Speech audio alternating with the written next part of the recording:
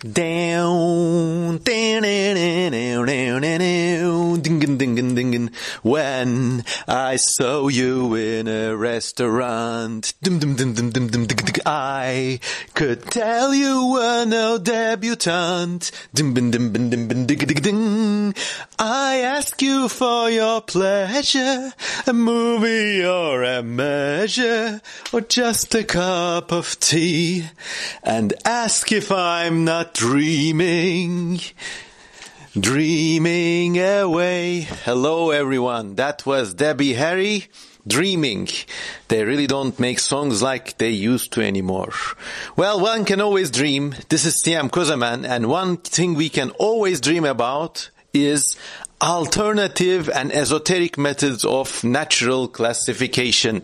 And this is what we're going to be talking about today in this current video about the improbable class Gryphi as proposed by one Dr. Johann Wagler, a German scientist in the 1830s. Before beginning though, it would really help if you could contribute to me on Patreon, so please consider donating to me a little on patreon.com.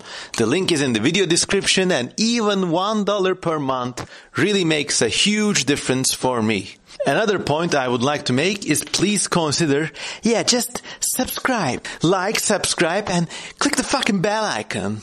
I really don't like the way they describe it in YouTube videos. Click the bell icon, as if really put a fucking bell on you, didn't they? Anyway, that was a minor gripe I have with this terminology, but that's a suggestion. Please consider subscribing. And our third commandment is, please, if you're short on time, consider playing this video in 2 times speed or 1.5 times the speed.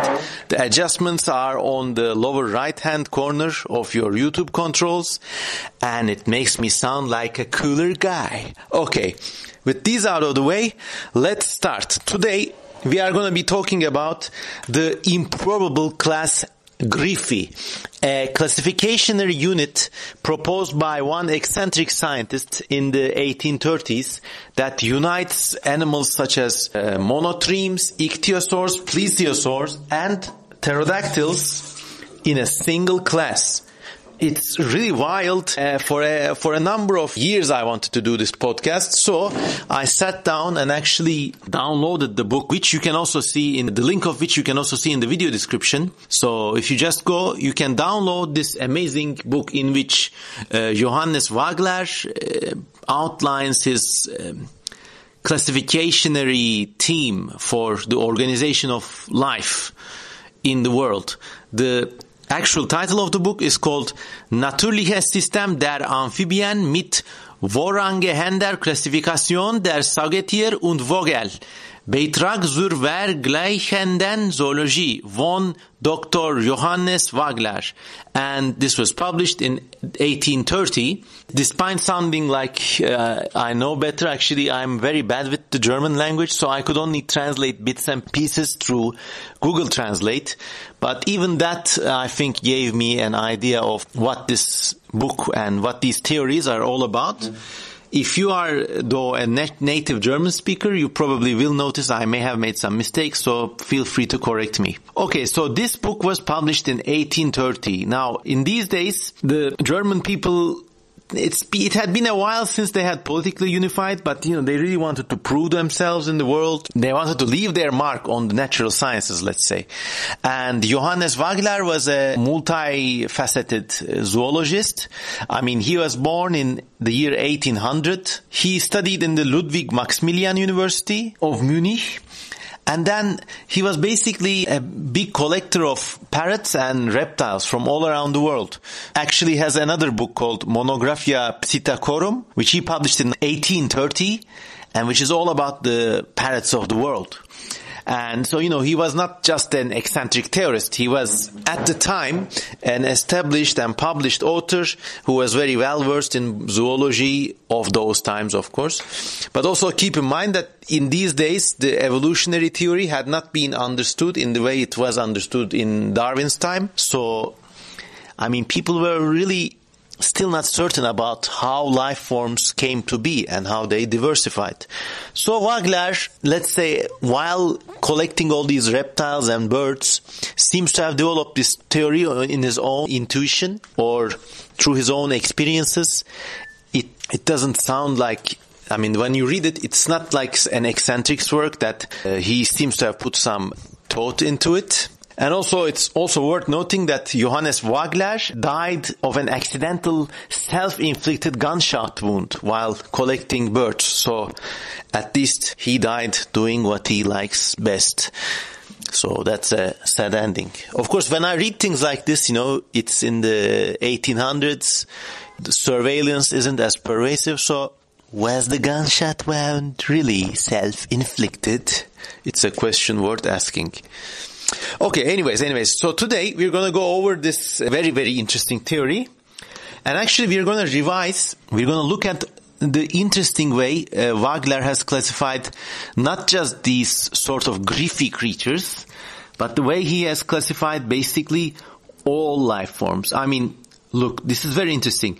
When you read Wagler's Natürliches System book, you notice that he doesn't tackle fish. In fact, there's a section in the introduction which says, basically he says, I would have liked to study fish too, but it was just too hard and I needed to go to the Natural History Museum in Paris and I just couldn't do that, so sorry about that. So this system of classification only contains amphibians, birds, Gryphi, and mammals. Now, what's interesting here? That's right, there is no separate clade for reptiles. In fact, Wagler's class Amphibia is one enormous mishmash of all reptiles and all amphibians. And let's just go over actually. I got the page open in front of me. This is written in Latin.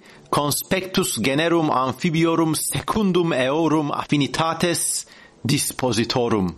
Very, very high and mighty sounding. So, Wagler arranges these animals in an order of his and purely his own devising, and it goes from the more organized, the more sophisticated, towards the more quote-unquote primitive.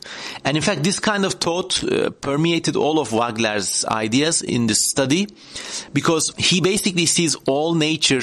I mean, there's this, at the end of the book, there's this large spread of concentric circles. It actually looks like one of those made-up Kabbalistic graphics you would see in Neon Genesis Evangelion or something. So there's this like outside circle, it's called terra. So the concentric circles go inwards, and the center of this grand scheme is humanity, hominis. So there's the earth, then I guess there are minerals and like the earliest life forms. Fish, of course, is skipped because he just couldn't afford the trip to Paris. Or maybe he didn't like the French people, I don't know.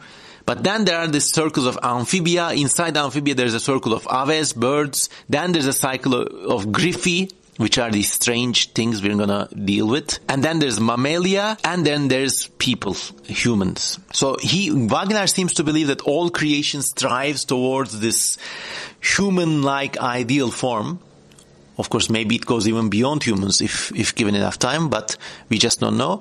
So now we're going to deal with reptiles. Well, sorry, not reptiles, amphibians. And it's organized towards the more organized, the more divine, the more human-like, towards the more primitive in Wagler's supremely subjective vision, of course. So it begins, Testudines. So Wagler's group of amphibia contains turtles and relatives. Then there is crocodili, the crocodiles. And this contains crocodilus, the gharial and all that. Then we have lizards, and all sorts of lizard genera are mixed here. For example, the most divine lizard seems to be Pterosaurs, which is the large-eyed gliding gecko of island of Borneo. Pterosaurs. You can also find these guys in the pet trade these days. Ptychozon. So that's the most divine lizard. So it goes on with a very weird mishmash of like geckos. Then you got the agamas, and then you got the basilisk lizards. It just goes on. I'm reading as I record. One of the interesting things is that it lists legless lizards as like known and proven lizards. So Ophisaurus, Anguis, and Ichthyodis are here. Some skinks are also mixed in. But then we go on to snakes.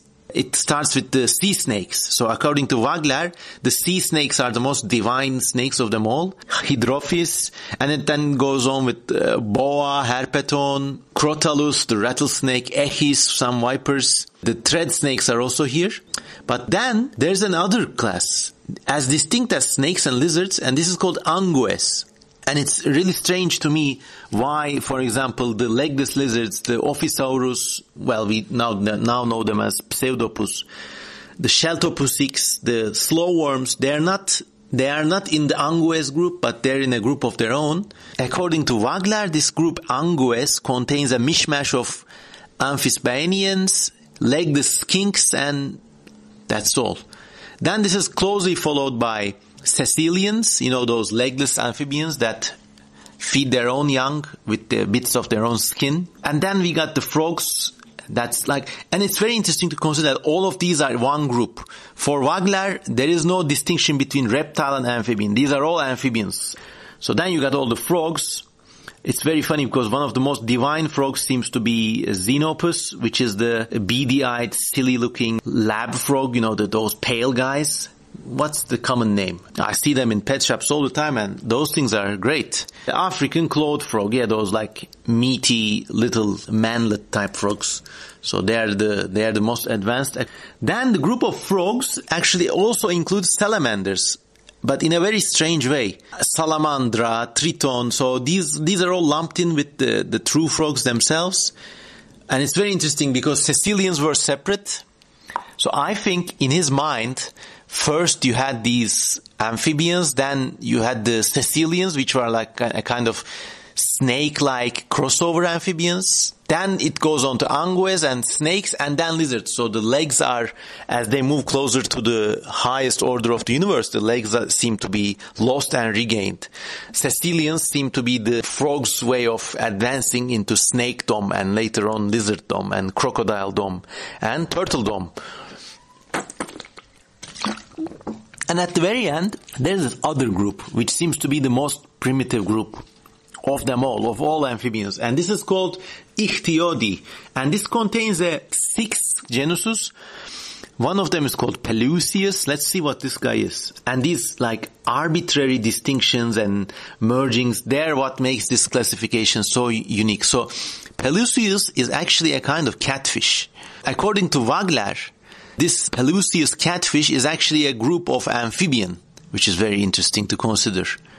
But then it's grouped with the Amphiuma, which is a North American like proper salamander with short legs. It looks like an eel actually. It's very strange how a catfish is lumped in with a true amphibian. Then let's see what else he has in there. There's something called Hyphocton. So Hyphocton, okay, so this is the Proteus, the famous blind salamander that lives in Eastern European caves. So that's part of this group, alongside the catfish, the Amphiumas, the Sirens, and Necturus. Like a ragtag assemblage of salamanders and catfish is there as the lowest order of amphibians in Wagler's order and organization of the living world. But moving up, right above amphibians, he has birds. So that's very strange. So amphibians somehow become birds, which somehow become Gryphi, which somehow become mammals, and on and on. Birds, so according to Wagler, their class begins with the third, with the order of the owls, which correspond to nocturnal monkeys. I will call this the first of the birds, like the most primary of the birds, that is to say, thereby declaring the owls to be the highest animals of this class. They are only too highly among the birds that are still living or known to us up to now. So maybe they were more supreme birds in the past, but who knows. According to Wagler, there seems to be a scheme, like a cast of roles in each group's organization. So the most advanced birds are the owls, and they correspond to the nocturnal monkeys, which are the most advanced versions of the mammals. So it's a kind of like reiterating poetic role. And this is what makes his theory very interesting, because he seems to have organized it according to a pursuit of divinity, let's say.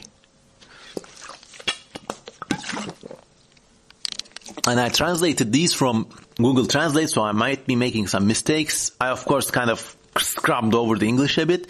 But he goes on to say, the life of the owls shows an image of the life activities of the nocturnal monkeys and their head shape, an imitation of the monkey's head. This with the beak almost backwards and the forehead protruding so that the cross-sectional area of the skull is not, as in other birds, an oval, but rather a perfect circle. Interesting. I mean, these all sound very esoteric and weird, but it also seems like Wagler clearly did his research. But the theory he was advancing from out of nothing. So to our eyes, now used to ideas of descent and specialization and just evolutionary relationships, this sounds supremely exotic, and it's like sampling a rare kind of strange whiskey or a spice, you know. Reading about this feels so good. So let's look at Wagler's classification of birds, actually. The most advanced group comprises the owls. Then there is the group of hirundines, which contains merops, sterna, rynchops, larus. So seagulls come right after owls. That's interesting. Then we got the group containing accipiters, which are the predatory birds. Falcons, vultures are there. Then we have the gallinae, which contains actually Rallus gallinula. Oh, what kind of birds are there? Grus. Let's Google one, because I need to be sure. I think this is the group containing rails, geese, a mixed bag of cranes, storks, things like that. Then you got the group of pigeons, which are always cute. Then you got the group of otides. He has a whole mixed bag of birds, and if a proper bird scientist reads this today, he or she is definitely going to cringe. But birds such as scolopax, so woodcocks and other birds are there. Okay, so this group, Otides, contains the woodcocks and a bunch of other weird and seemingly unrelated seashore birds. Then you got the group which he names Kukuli, which is cuckoos and relatives. Then you got the group containing parrots, which is just parrots.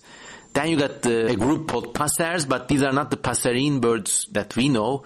This group contains things like buntings and stuff like that. Then you got the group called Corvi, which contains basically a mishmash of trogons or crow-like birds. Interesting. I don't know how he classified these, by the way. When I read these now, there's these names like Pastor or Granucla or Ptilorhynchus, Bufaga, and some of these are old names, so that's always a bit of a bummer. And then others are just so weirdly thrown together that... But let's Google one of these Corvi and see what he classifies with the crows. Let's Google Ptilorhynchus. No, can't be, can it? So buzzards are there for some reason. Okay, one of the most bizarre things in Wagler's classification of birds is that the Hoatzin, which is like one of the most primitive flying birds known today, and the juveniles have hand claws on them. They call it the reptile bird even, okay? So this is classified in the same group as the common cuckoo. So that's very strange. Okay, moving on. Then he has another group called Spelecti, and it contains another mishmash of birds. Then there's a group devoted only to one genus, Trochilus. So for some reason, streamer tail hummingbirds are in this one group. Maybe all hummingbirds are in that group. Then there's a group called Pici, which contains Picus or Picumnus, like piculets. Okay, whatever flies your fancy. Then there's another group called Tantali, which again contains ibises. Oh, that's interesting. Frigate birds. Very, very interesting. So according to Wagler, frigate birds go in the same group as the ibis. And then there's another group of Ardeae, which contains herons, I guess. Okay. Then there's a group devoted to ducks, basically, answers, ducks and geese.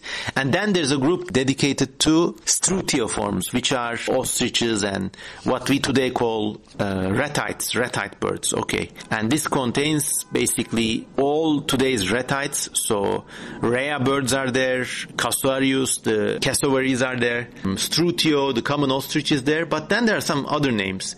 One of them is notura. It's a ground-living, it's a tinamou kind of bird. Okay, so these are also in Wagler's group of strutiomes. So that was that. And also, he has some debates about parrots too. I mean, this is really nice to read, and I really wish I could learn like proper German just to read this book. And it says, it has been said that the parrots correspond to the monkeys. This view of assertion is incorrect, as I shall shortly show. Rather still, the parrots correspond to the rodents and represent them among the birds. So once again, we see Wagler's theme of there being like divine and probably immutable roles in life. And in each group, there's an animal that fills that role. And according to him, the parrots are the bird equivalent of rodents. Maybe because of their beaks, he made this thing. And it's fascinating, looking back at the passage we just read, I mean, you can see how he's wrong, but you can also see how this worldview is strangely self-consistent. There's debates within this classificationary scheme. And let's move on to his classification of mammals. We are going to skip the Gryphi, because it's going to have its own separate discussion. Because as we can see, Wagler is doing something really strange with the mammals. Okay, so it begins. The most advanced mammal is Homo, the good old human beings. No surprises there. Then there's a group of Simiae, which are the monkeys. Then there's a group called Lemures, the lemurs, and all the lemurs are there. Then there's a big group dedicated to bats.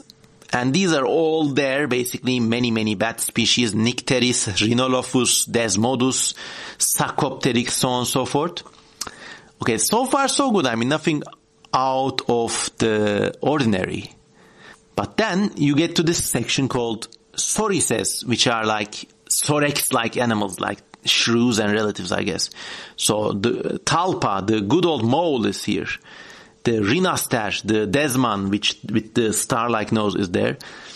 And then you got things like Aspalax. This animal, it's called a zoochore.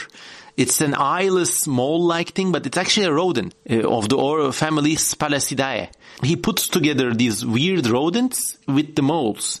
So I think this is the role for burrowing blind weirdos in Wagler's order of classification. And then there's a group called Scorphae. Now this is very interesting, because you take one look at this column, you say, okay, pigs, I guess. But then you read Sus, Porcus, Phanocoerus, Rhinoceros, elephants, hippopotamus. So Wagler's group of quote-unquote pigs contains elephants and rhinos and hippopotami, which is very strange. I mean, all these animals are in one group. They are actually, I guess he puts them in the group of naked and big boys group. Then there's a group called Hyraces, which is devoted only to the hyrax, which is a small mammal with 5 toes, but hoof-like toes. And we now know that hyraxes are very closely related to elephants. But it's very interesting how Wagler can make these sweeping generalizations, putting elephants together with rhinos and pigs.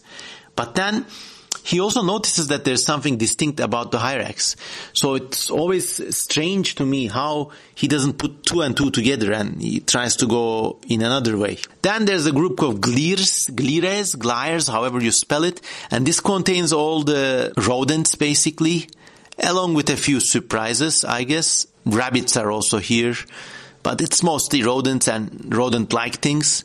And then there's another group called Didelphys. This is the group containing, opossums and stuff. Okay, Didelphys, opossums and friends. But something else called Ailurops is there. I think this is the cuscus, but I might be wrong. Yeah, bear cuscus. Okay, so all weird possum-like animals and marsupials. Okay, and I think the thylacine is also here, thylacis. And all marsupials are in this group, it seems. Then there's a group called ursi, which is supposed to be the bears. But this group also contains otters, seals, elephant seals, wolverines, the red panda. Okay, the red panda is there. Martins are there. Viviera, civets and stuff. Okay, so Wagler's group of bears also contains all minor dog-like carnivores as well. Feles contains only Felis, the cat, and Cynailurus, which is another kind of cat, I think. Then there's a group containing dogs and hyenas together. I don't know how he came to that conclusion. Then there's a group containing camels and Camelopardalis. Is it the giraffe? Oh my god. So okay, camels and giraffes go together. I mean, not a huge mistake considering both have long necks and both are two-toed animals. So okay. Then there's a group called Sitae, but it contains also manatees alongside all the whales. Then there's a group called Oryctoropods. Okay, these are all the weird xenarthans, anteaters, armadillos, and friends are all here. Not anteaters. I'm sorry. This group only contains armadillos and aardvark together. And then there's another group of mammals dedicated only to the anteaters. So there. A very eclectic classification, to say the least. But now we get to the money shot. We get to the class Gryphi. Everything I just gone over before was just a prequel to prepare you for the sheer weirdness of this amazing animal grouping. In zoological circles, I mean, this Gryphi was always known and kind of talked about, and it was like a meme, but you can see how Wagler tried to really make it its own thing. So we're going to look at all his pages for the Gryphi now. Let's open them up. He begins by introducing the prickly griffins form a separate class from the mammals. It is presently my intention to show that the griffins, the sea drach and the armgreif, which we'll just talk about now, do not belong to the amphibians, but belong to this adventurous class, who it seems were for the most part peculiar to the prehistoric world. So, really unlikely. Remember, let's go over again that the class Gryphi in Wagler's classification contains echidnas, platypus, ichthyosaurs, plesiosaurs, what the fuck, and pterosaurs. How weird is that? Okay, so first, it starts like the first group of Gryphi is Tachyglossus, the echidna, the ant-eating spiny mammal which we all know from Australia and New Guinea. He has a German name for this too. It's called Sachelgreif. And these names are great. And then you got the Ornithorhynchus, which is the platypus. Okay, so nothing weird there. And then, now it gets weird. Ichthyosaurs are classified as just griffins, sea griffins. And then plesiosaurs are classified under the really, really cool name Halidrakon, which means salty dragon. Salty dragon tears. But it's a really cool sounding name. And in German, Wagler gives the name Siedrache as the equivalent. And then finally, the pterosaurs. And remember, this was published in 1830, so not many pterosaur fossils were known back then. Actually, all of these fossils were relatively new at the time of publication. And he calls them armgreif. Armgreif. And I really wish that at this time, they had all these armored reptiles known. And I'm sure if that was the case, Wagler would have classified them as Panzergreif! Like this. That's also a pet peeve I have. I mean, in all these World War II movies, like, if there's a weapon deployed on the battlefield, all the soldiers, all the good guys, scream out the name of the weapon deployed.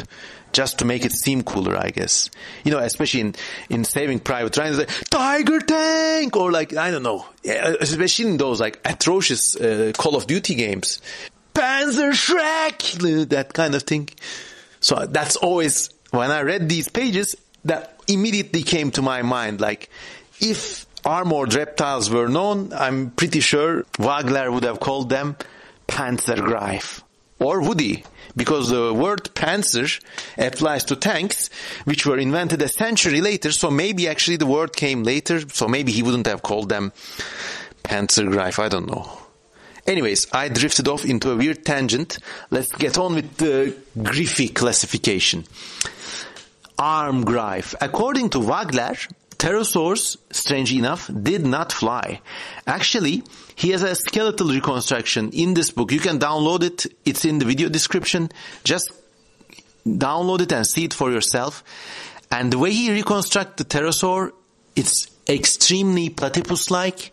I mean, he makes the skull one big boxy bony piece. And of course, we know that in pterosaur fossils, the skull had many holes in it. Now he closes all the holes and it's like a heavy beak kind of thing. And then he adds extra fingers and toes. So the pterosaur, in Wagler's view, has 4 toes and a wing finger. And it has 5 toes. And whereas the Pterodactylus, the one concerned here, we now know that it had 3 hand fingers and 1 long wing finger. And if I'm not mistaken, only 4 digits in its hind legs. So he does this in order to maximize this animal's propulsive area, because according to Wagler, pterosaurs did not fly, but in fact used their huge wings to kind of flap about underwater, a bit like sea turtles. And in fact, in this page he gives out an illustration of a sea turtle to serve as an example. And it's just really weird, and I think I will get around to reconstructing this animal just for the heck of it in my website. So there, the class Gryphi. We examined a very unique kind of classificationary scheme dating from almost the origin of the zoological sciences. A classification scheme before the theory of evolution. I mean, all these weird mistakes he makes, they are funny to us now, but you gotta give the guy a little credit for trying to do something unique and trying to do something on his own, I guess. And we also have eccentric theorists like Wagler alive today. I will probably record a different podcast session about them too. But it's just sorry, I had to refresh a little bit of water. There's something just so fresh about the time in world history where a scientist could just classify animals on his own and publish a book about them, and also be a respectable collector of specimens. Like, you could be a real scientist and engage in these flights of fanciful speculation, trying to figure out the riddle of the world and the riddle of life. And that's what makes this so interesting. I mean, all the weird mistakes he makes, they're funny to laugh at now. But, let's plop this hypothetical critic, let's plop them back in those days. Let's have them grow up without an understanding of evolution, and how would they go about classifying things? And also another interesting thing I like to engage in is retro speculation. That is to say, imagine if this really was the case and the world really had like groups and orders of animals in which everything was supposed to fulfill a role. And remember how how Wagler talked about owls, and they correspond to the nocturnal monkeys. And then what corresponds to that group, let's say, in the amphibians? Could we have something like a frog with a face, or I don't know, a snake with forward-facing large eyes? If that really was the rule of life, maybe things like that would have existed. So it's also nice, like a lot of you, dear listeners, are in the speculative evolution hobby. So this is another avenue of pursuit we might engage in. I mean, as things stand now, most speculative evolution projects are either what if things had happened differently in the past, or how will things happen in the future, or some just wild alien speculations. These are the 3 main areas of speculative evolutionary activity. active today. But then, when we study things like Wagler's theories, we are confronted with a fourth option. What if the entire logic of the game had been different? How would animals exist in an order of creation where Wagler was right? And that's always really nice to think about. But also, Wagler leaves some room for error. He says, well, the birds also contain forms never glimpsed in mammalians, such as the hummingbirds, he say, and nothing like the hummingbirds can be found in the mammal world. So what if that role existed in the mammals too? What if the hummingbird fulfilled a kind of divine, platonic, ideal form for a rapidly flying, intelligent, warm-blooded, brightly colored creature? And then how would the weird mammals emulate that form? Now that's also very interesting to consider. So these are my 5 cents about the classificationary schemes of Johann Wagler. Thank you for listening to me. Thank you for bearing with me. And I hope you liked it. These theories, they're really, really good, invigorating food for thought. I really like reading about these things. So if you have any suggestions or critiques, please reply to me in the comment section. If you're curious about this book, you can download it for free in the link provided in the video description. And as always, please consider supporting me on patreon.com. Have a nice day, everyone. Goodbye.